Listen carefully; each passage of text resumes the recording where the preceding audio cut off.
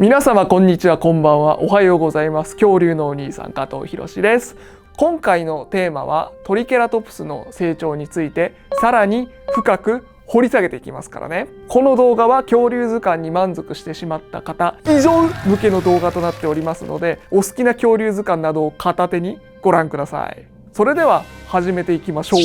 トリケラトプスが成長に伴って角の向きやフリルのトゲトゲの形、これを変えることは初級編ですでにお話ししましたね。今回はそれだけではなくって成長に伴って頭の骨のどの骨とどの骨がくっつくのか、これも説明していきます。そしてトリケラトプスだけではなくて生き物の成長に関する研究分野、これを個体発生と言います。個体発生の研究対象は受精卵から大人まで成体までということになるんですが、恐竜の個体発生の研究、これは卵の中の胚から大人の恐竜までが対象となっています。そして今回は2008年のトリケラトプスの成長に伴う骨と骨がどうくっついていくのかという研究論文と、2011年の群馬県立自然史博物館のサブアダルトのトリケラトプスについての研究論文、この2つを軸にしてお話を進めていきますからね。このフリルとちっちゃい角見てください。こんな風にトリケラトプスのちっちゃい子になるとこの一部分しか見つからないことも多いんで、トリケラトプスの成長に関する研究はここ20年ぐらいで一気に発展してきましたよ。それを踏まえてスライド進めていきますからね。このスライドのシエラとジュビリートライク3の矢印で示しているところ分かります？これ鼻の上の角なんですけど、トリケラトプスの場合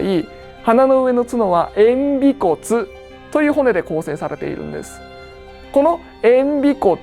が成長とともに鼻の骨尾骨とくっついて融合していって、より大きな鼻の上の角を形成するということになるんですね。鼻の上の角の次はフリルとほっぺたに行きます。このほっぺたの骨、ここに突起あるの分かります？この頬の突起、これを円胸骨と言います。この円胸骨と頬の骨胸骨とその隣にある包茎胸骨という骨がくっついて頬の突起を作っているわけです。そして角竜好きな方ならわかると思うんですが、同じカスモサウルスア科のペンタケラトプスという角竜いますよね。このペンタケラトプス、5本の角を持つ顔という意味ですが、4本目と5本目の角に見立ててあるのがここの頬の突起なんです。つまりペンタケラトプスの場合、円胸骨が4本目と5本目の角に見えるぐらい目立っていたからペンタケラトプスっていうことなんですね。ほっぺたの次はフリルに行きます。トリケラトプスたち角竜のフリルは両脇にある輪状骨と真ん中にある頭頂骨で構成されます。その周りにある骨なので円輪状骨と円頭頂骨って言います。この2つをまとめて円後頭骨っていうこともあるんですよ。この円後頭骨は成長とともに三角形の形からだんだんなだらかな形になっていって、大人のトリケラトプスのフリルがトゲトゲしていないのはこの円後頭骨がフリルそのものと融合した上で形がなだらかになっちゃったからなんですね。フリルの話が終わったんで次は上くちばしの骨いっちゃいますよ。トリケラトプスたち角竜類の特徴の一つとして上くちばしの骨、粉骨があるんですね。この粉骨は角竜類だけに見られる骨です。他の植物食恐竜の上くちばしとは構造が違っているってことになります。この粉骨も成長に伴ってその後ろの上顎の骨とくっついていくので、この粉骨がくっついているかどうかでもある程度トリケラトプスの成長度合いを見ることができるんですよ。その例としてこのホーマーは粉骨とすぐ後ろの上顎の骨前上顎骨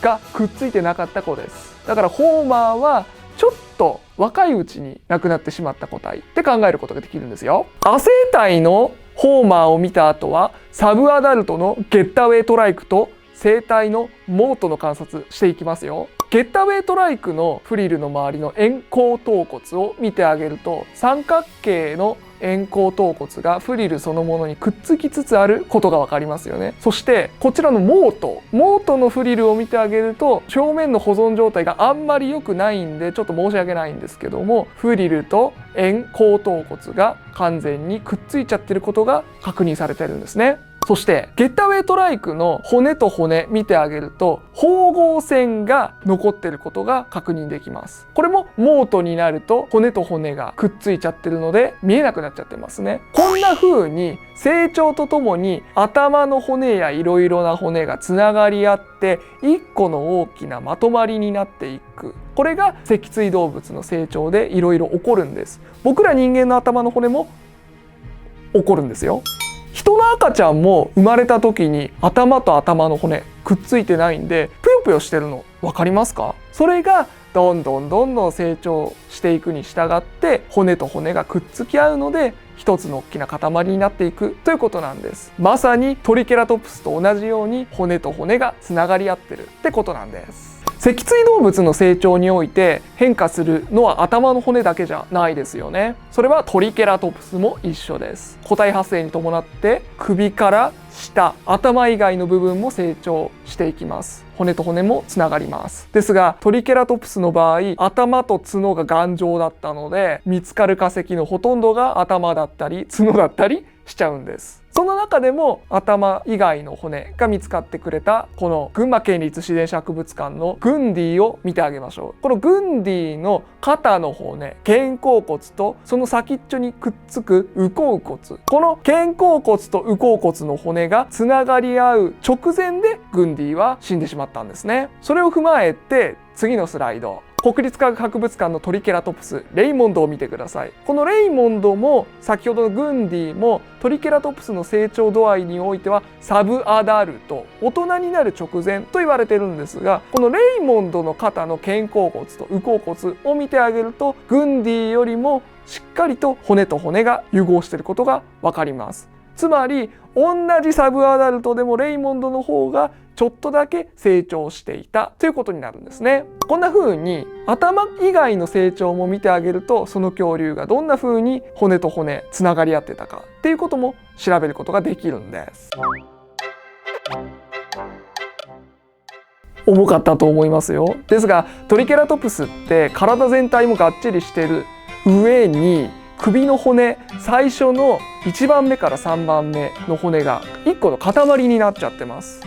これが重い頭のためだったのかっていうことまでは明らかになってはいないんですけどね、複数研究はあります。ですけどもこんなに大きい頭だったので胴体も大きかったってことになるんです。そこまで足速い動物ではなかったので走らなくてもよかったんじゃないかなって。サイって意外と足長いんですよ、あの体つきで。角竜類は足ちょっと短めです。